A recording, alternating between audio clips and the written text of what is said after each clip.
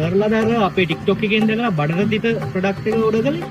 මම තමයි මං අර කිව්වේ වද හරි සර්නේ මට පොඩ්ඩක් බඩ පෙන්නන්න පුළුවන්. බඩ මම පෙන්නන්න මේක.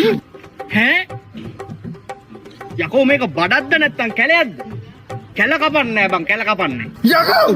ඉන්නේ කලබල වෙන්න එපා. මං නෙන්නේ මම පෙන්නන්න ඕනේ කැල පෙන්නලා හරියන්නේ නැහැ නේ බූව. මම පෙන්නන්නම් මහත්තයා. යකෝ මේවත් බඩවලද? යකෝ අපි තිත දියු බඩවල් එක මේ මොනවාද බං මේවා? ඒක තමයි දන්නවා මම කිව්වේ සීන් එක අනුව. දෙන්න ඒක තමයි කීයක් ගියත් කවන්නේ නැහැ කියලා ඕඩරේ දැම්මේ. පොඩ්ඩක් ඉන්නකො මහත්තයා.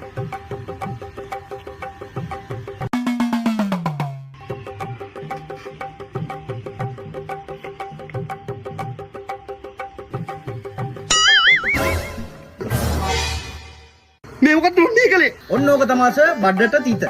දැන් සර්ට ෂර්ට් එක නැති වුණොත් ඕන තැනක යන්න පුළුවන්. මොකද බඩේ ලස්සන තිතක් තියෙනවා. මරෝ මුජි මරෝ මේකටද පැටියෝ ඔයා බඩට තිත තියනවා කියලා කිව්වේ? මෝඩයෙක්නේ. කලින් කියන්න එපේ. එහෙනම් ගුටි කන්න වෙන්නේ නැහනේ. ගුටි කනවා කිව්වේ. ගුටි කනවා කිව්වේ පැටියෝ මෙන්න මේකට.